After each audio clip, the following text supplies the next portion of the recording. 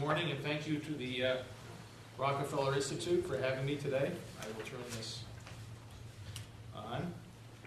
I think I'm here in the role of a disgruntled critic, so I'm used to it, so I'll try to oblige. Let me begin by summarizing what I view as the positive aspects of the Ravitch plan.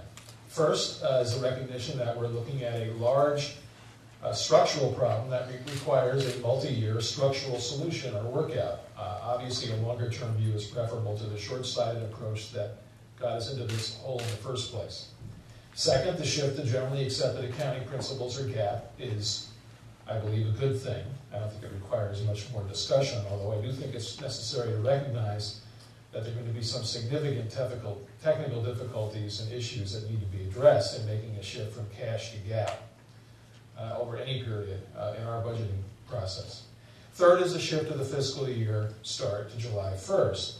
Now, there are both advantages and disadvantages to this schedule, but on balance, I think it's the right move and that New York should adopt the July 1st date for the same reason that it is the norm in most other states, which is that it allows for a more orderly budget process.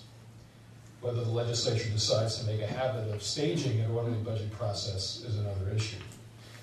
Finally, the use of bond covenants to enforce a greater measure of fiscal discipline, I think, offers a novel and promising approach to trying to get to extricate a modicum of permanent fiscal reform in exchange for a willingness to do at least some minimal level of deficit financing if the legislature insists on it.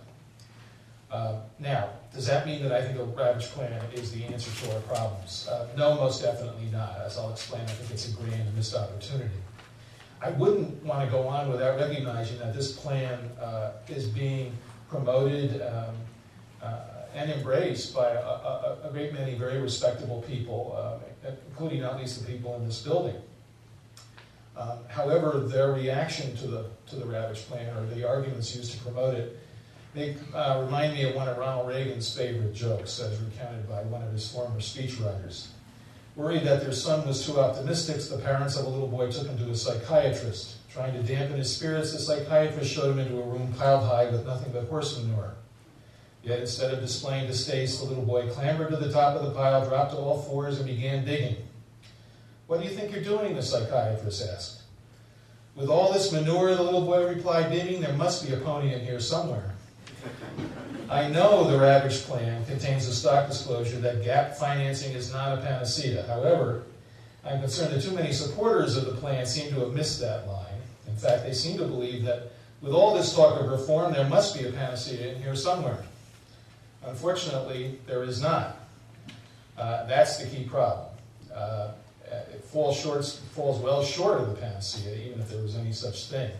I think the notion of tying limited deficit finance to permanent fiscal reform, again, is a decent idea, but the problem is that I think the plan simply doesn't ask enough of the legislature in exchange for this potentially significant, not to mention costly, concession.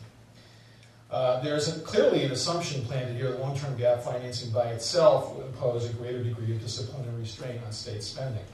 But the evidence from New York City, which is the obvious model for this plan, indicates this is not true. Let's look at the last 10 years. This is something we think of as a period when the state was spending far too much and creating the unsustainable levels of spending that got us into this problem.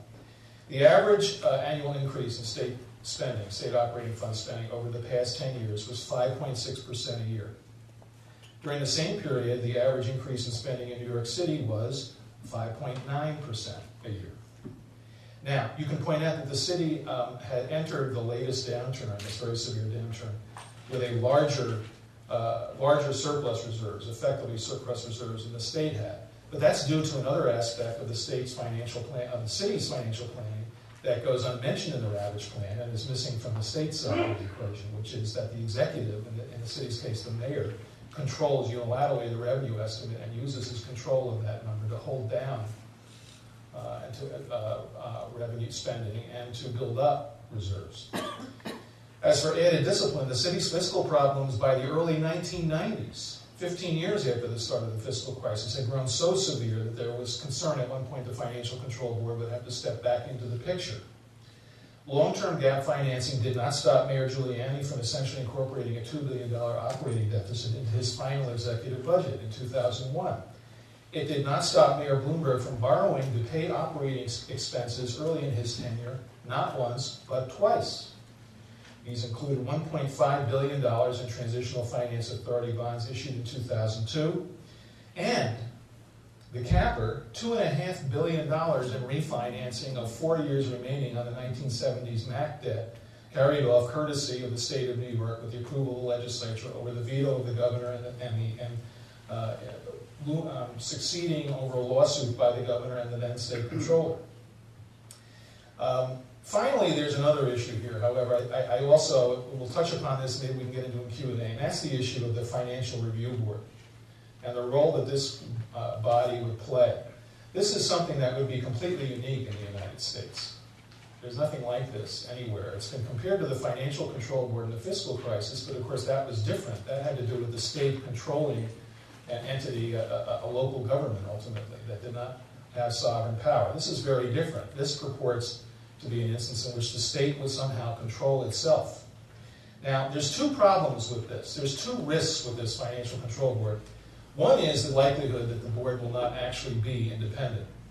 The other is the risk that it will be independent. In both cases, you've got a bad thing. In the former case, you basically are throwing grit in the wheels of the governor's ability to decisively and on a timely basis begin to impound spending if circumstances dictate. In the latter case, you've got something that runs counter to the spirit, if not the letter, of the state constitution. And I'll be happy to get into that discussion afterwards. But I think it's a huge problem that we haven't focused on enough. Last but not least, we should be looking at any expansion of state debt with great trepidation. As our friends at CBC have noted, a comparative analysis of 50 states indicates our debt burden is already in what CBC calls the danger zone. Second, we've done this before, again, not once, but several times in the last 20 years. Out of $60 billion in state-supported debt as of the end of fiscal year 2010, $10 billion was due to past deficit financing, including LGAC, the tobacco bond of 2003, and the aforementioned bonding done by the state to stretch out the remaining years of the MAC bond for the city of New York. Third, often overlooked, the governor's 2010-11 executive budget already calls for $2.5 billion in borrowing to help pay operating expenses over the next 4 years. I'm referring to the so-called amortization of pension contributions, a gimmick which, by the way, would not be prohibited under the Ravitch plan. All this, of course, does not include the mounting unfunded liability from other sources, principally retiree health benefits, which will be yet another issue that would not be addressed under the Ravitch plan because it does not appear technically under anyone's definition of on-budget expenditures. Now, let's get into the issue of when the debt would be issued. The Ravitch plan says that you would issue the deficit bonds envisioned by the plan in the shortest period practicable. Assembly Democrats, not unreasonably, have interpreted this in their bill to mean 10 years. Now, if you issue $6 billion in debt over a 3-year period maturing in 10 years, that means as you get into year 5 of your 5-year workout, you're looking at $700 million a year or so in added debt service, adding to your structural gap. In other words, this solution does not come cheap. The question then becomes, okay, it's not cheap, but is it worth it? And again, my conclusion is, as outlined in the summary that was presented by the Lieutenant Governor in early March, the answer, unfortunately, is no. So then it's incumbent on anybody who disagrees with the plan to pose the question, well, can it be salvaged? Is there a way to turn this lemon into lemonade? I would suggest the answer is yes if 3 things are done. First, throw out the Financial Review Board. Get it completely out of the picture. If you think the governor should have impound power in emergency situations where you've got a severe cash flow difficulty, and I do, then you should create a system in which the governor can do that and not interpose a necessity for intercessory invocations by some appointed priesthood of experts. This is profoundly antithetical to the democratic traditions of this or any other state. That's why nobody does it anywhere. Second, I would impose firm limits on growth in state spending, especially in the next 5 years, tied to the lesser of either inflation or growth in permanent revenues. As part of the transition to GAAP, also you need to ensure that the financial plan rules are written to ensure that temporary federal funding, if any more materializes, are actually classified as state fund spending, so that the actual impact on spending trends is not cloaked as it has been. Last but not least, the third priority goes beyond what can be enforced in a bond covenant. I think, and it goes to what the current executive budget law allows. The governor, as he's now, I think, as the current governor is now demonstrating, has significant leverage in the budget process and a significant ability to horse trade and to create leverage through his line item veto, especially in a situation where he can't be overridden.